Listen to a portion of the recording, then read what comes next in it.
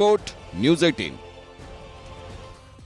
DK Shivakumar ಮತ್ತೆ ಇಡಿ ಇಕ್ಕಳದಲ್ಲಿ ಸಿಕ್ಕಾಕೊಂಡಿದ್ದಾರೆ. ಡಿಕೆಶಿ ಪುತ್ರಿ CBI ಸುಳಿಯಲ್ಲಿ ಒದ್ದಾಡ್ತಾ ಇದ್ದಾರೆ. ಎಲೆಕ್ಷನ್ ಟೈಮ್ನಲ್ಲೇ ಡಿಕೆಶಿಗೆ ನೋಟಿಸ್ ಕೊಟ್ಟಿರೋದ್ರ ಹಿಂದೆ ಬಿಜೆಪಿ ಕೈವಾಡ ಇದೆ ಅನ್ನೋದು ಕಾಂಗ್ರೆಸ್ ನೇರ ಆರೋಪ.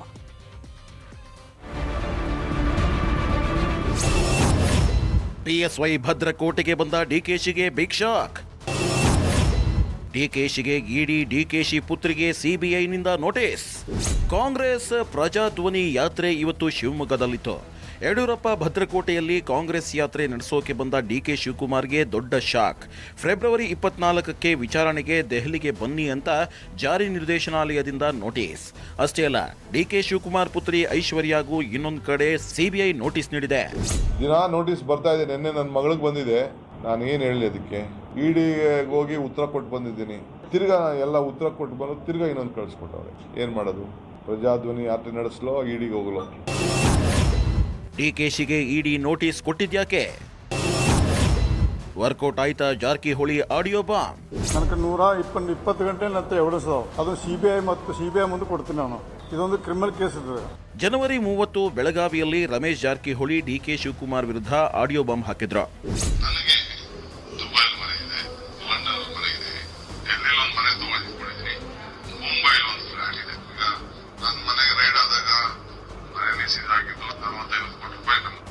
ವಿದೇಶದಲ್ಲಿ ಆಸ್ತಿ ಇದೆ ಅನ್ನೋ ಡಿಕೆಶಿಯದ್ದು ಎನ್ನಲಾದ ಆಡಿಯೋ ಇಟ್ಕೊಂಡು ವಾರದಿಂದ ದೆಹಲಿಯಲ್ಲೇ ಠಿಕಾಣಿ ಹೂಡಿದ್ರು.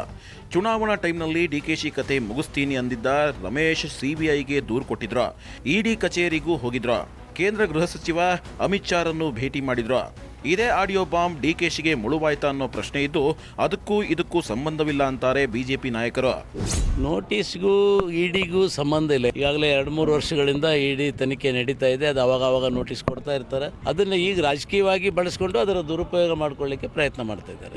ಅಷ್ಟಕ್ಕೂ ಡಿಕೆ ಶಿವಕುಮಾರ್ಗೆ ಇಡಿ ನೋಟಿಸ್ ಕೊಟ್ಟಿದ್ಯಾಕೆ, ಡಿಕೆಶಿ ಪುತ್ರಿಗೆ ಸಿಬಿಐ ನೋಟಿಸ್ ಕೊಟ್ಟಿದ್ಯಾಕೆ ಅಂತ ನೋಡೋದಾದ್ರೆ, 2013ರಿಂದ 2018ರ ಅವಧಿಯಲ್ಲಿ ಅಕ್ರಮ ಆಸ್ತಿ ಗಳಿಕೆ ಆರೋಪ ಡಿಕೆಶಿ ಮೇಲಿದೆ. ಆದಾಯಕ್ಕಿಂತ 74 ಕೋಟಿ ಹೆಚ್ಚು ಆಸ್ತಿ ಅಂತ ಸಿಬಿಐ ಎಫ್ಐಆರ್ನಲ್ಲಿ ಉಲ್ಲೇಖಿಸಿದೆ. 2013ರ ಚುನಾವಣೆ ಅಫಿಡವಿಟ್ನಲ್ಲಿ 33.92 ಕೋಟಿ ಆಸ್ತಿ, 2018ರ ಚುನಾವಣೆ ಅಫಿಡವಿಟ್ನಲ್ಲಿ 128 ಕೋಟಿ ಆಸ್ತಿ ಘೋಷಿಸಿದ್ರು. ಡಿಕೆಶಿ ಪುತ್ರಿ ಐಶ್ವರ್ಯ ಹೆಸರಲ್ಲೂ 100 ಕೋಟಿ ಆಸ್ತಿ ಪತ್ತೆಯಾಗಿತ್ತು. ಸಚಿವರಾಗಿದ್ದಾಗ ಅಧಿಕಾರ ದುರುಪಯೋಗ ಪಡಿಸಿಕೊಂಡು ಅಕ್ರಮವಾಗಿ ಆಸ್ತಿ ಗಳಿಸಿದ್ದಾರೆ. 44.93% ಆಸ್ತಿ ಅಕ್ರಮವಾಗಿ ಗಳಿಸಿದ್ದು ಅಂತ ಸಿಬಿಐ ಚಾರ್ಜ್ ಶೀಟ್ ಉಲ್ಲೇಖಿಸಿದೆ. ಅಷ್ಟೇ ಅಲ್ಲ, 2 ವರ್ಷಗಳಿಂದ ಡಿಕೆಶಿ ಮತ್ತು ಆಪ್ತರ ಮೇಲೆ ಸಿಬಿಐ ಸರಣಿ ದಾಳಿ ಮಾಡ್ತಿದ್ದು, ಕೃಷಿಯಿಂದ ಆಸ್ತಿ ಸಂಪಾದಿಸಿದ್ದು ಅಂದಿದ್ರು ಡಿಕೆ ಶಿವಕುಮಾರ್.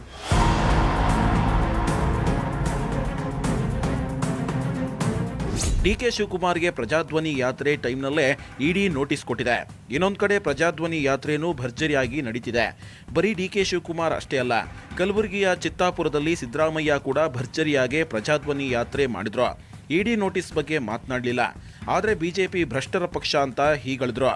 ಈ ಸರ್ಕಾರ ಜನರ ಆಶೀರ್ವಾದದಿಂದ ಅಧಿಕಾರಕ್ಕೆ ಬಂದಂತ ಸರ್ಕಾರ ಅಲ್ಲ. ಕೋಟಿಗಟ್ಟಲೆ ಹಣವನ್ನ ಖರ್ಚು ಮಾಡಿ ಎಂಎಲ್ಎಗಳನ್ನ ಕೊಂಡುಕೊಂಡು ಹಿಂಬಾಗಲಿನಿಂದ ಬಂದಂತ ಸರ್ಕಾರ ಇದು. ಈ ಸರ್ಕಾರ ಅಲಿಬಾಬಾ ಮತ್ತು 40 ಮಂದಿ ಕಳ್ಳರು. ಡಿಕೆ ಶಿವಕುಮಾರ್ ದೆಹಲಿಗೆ ಹೋಗ್ತಾರಾ, ಇಡಿ ವಿಚಾರಣೆ ಎದುರಿಸ್ತಾರಾ, ಇಲ್ಲ ಸಮಯ ಕೇಳ್ತಾರಾ ಅನ್ನೋದು ಸದ್ಯಕ್ಕಿರೋ ಕುತೂಹಲ. Bureau report, news 18. ಯಡಿಯೂರಪ್ಪ ಬಿಜೆಪಿಯಲ್ಲಿ ಮೂಲೆ ಗುಂಪಾಗಿ